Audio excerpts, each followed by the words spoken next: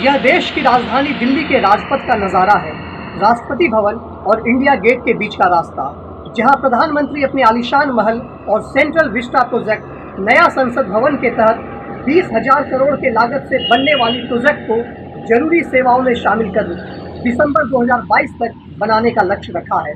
जी हाँ दोस्तों, central Vista project प्रधानमंत्री के द्वारा निर्मित किया जा रहा है, लेकिन मैं आपको बताना चाह रहा हूँ कि 2012 में मीरा कुमार के द्वारा इस प्रोजेक्ट की शुरुआत की गई थी और मीरा कुमार उसमें कांग्रेस पार्टी में थी, यानी कांग्रेस पार्टी के द्वारा इसकी शुरुआत की गई है।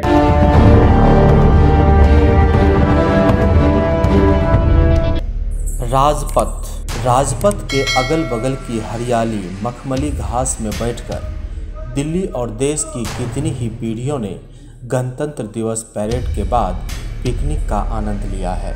यही वो जगह है जिधर सरकारी बाबुओं ने भी जाड़ों के महीने में लंच के समय ताश खेलकर या लेटकर सूरज की गुनगुनी धूप का सुख प्राप्त किया है। पर जिस राजपथ को दिल्ली देखती रही है वो तो बदल रहा है। इसके दोनों तरफ कंस्ट्रक्शन का काम चल रहा है, साथ ही मिट्टी की ढेर लगे हैं। ये गवाही है कि 1930 में बन चुके राजपथ की, जिसका चेहरा अब बदलेगा।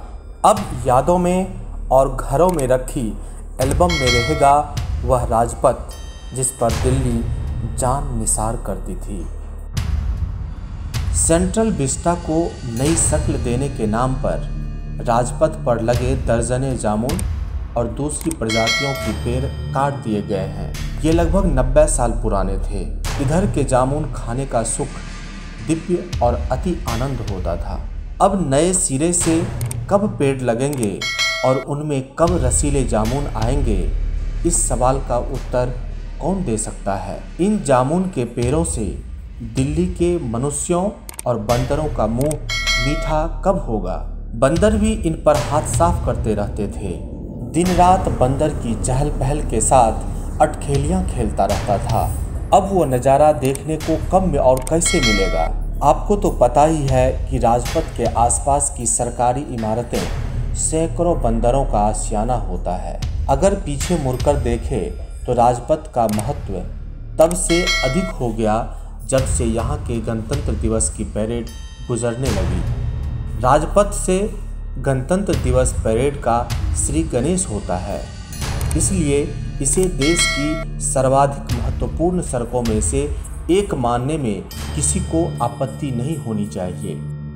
दरअसल राजपथ शुरू होता है रायसीना हिल पर स्थित राष्ट्रपति भवन से।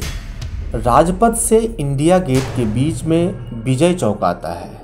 ये गणतंत्र दिवस परेड का सर्वाधिक महत्वपूर्ण स्थान है। इसके बीच में गणतंत्र दिवस परेड राष्ट्रपति जी की सलामी देते हुए आगे निकल जाती है। नई दिल्ली की खासमखास इमारतों के डिजाइनरों चर्चा तो होती रहती है, पर किसी को याद नहीं रहता सरदार नारायण सिंह का नाम। वो लगभग अनाम ही रहे। उन्होंने ही राजपथ को पहली बार तैयार करवाया था, तब उसे किंग्सवे कहा जाता था। सरदार नारायण सिंह की देखरेख में राजपथ समेत राजधानी की अनेक महत्वपूर्ण सड़कों का निर्माण हुआ था। उन्होंने ही राजधानी को पहला लग्जरी होटल इम्पेरियर दिया था। उनका परिवार कस्तूरबा गांधी मार्ग में रहता है। वह भी राजपथ की बदलती सूरत को देखकर दुखी तो होता होगा। दरअसल जब राजपथ बनी थी तब सड़कों के नीचे भारी पत्थर डाल दिए जाते थे, फिर रोड़ी और तारकोल से सड़कों का निर्माण होता था। अब राजपथ को बिटुमिनस तकनीक से बनाया जाता है। इससे राजपथ का बाल भी बांका नहीं होता। ये सब बिटुमिनस तकनीक का कमाल है। अभी तो राजपथ के आसपास तोड़फोड़ हो रही है। देखिए आगे क्या क्या होता है। शास्त्री भवन, उद्योग भवन, रेल भवन, विज्ञान भवन की यादें तथा तस्वीरों में ही रह जाएंगे। इन भवनों में काम करने वाले बहुत से बाबू हर रोज लंच के समय एक कोने पर रामकथा का आयोजन करते थे। क्या नए बनने वाले राजपथ पर फिर से रामकथा के लिए स्पेस बचेगा? क्या फिर राम नाम की गूंज गूंजेगी वहाँ? क्या आगे चलकर इधर के घने पेड़ों के पीछे छिपकर उज्जवल भविष्य की योजना बनाने वाले युवा जोरों को भी कोई जगह मिलेगी। बेशक बदलाव अपरिहार्य है, परिवर्तन को कौन रोक सकता है, पर राजपथ की बदलती सूरत को फिलहाल स्वीकार करना ठीक हो रहा है। राजपथ पर जिस सेंट्रल विस्टा प्रोजेक्ट का निर्माण किया जा रहा है उसे कोरोना काल में निर्मित किया जा रहा है। जी हाँ, यह बिल्कुल गलत है, लेकिन जब इसकी शुरुआत हुई थी तब तो कांग्रेस की सरकार थी और इस समय यह बिल्कुल न्यायोचित नहीं है प्रधानमंत्री मोदी के द्वारा इस प्रोजेक्ट को पूरा करना। जी हाँ, इस प्रोजेक्ट के विषय में ये तो अनेकों भ्रांतियाँ फैल रही हैं, अनेकों बातें फैल रही हैं, जो कहीं ना कहीं लाजमी है।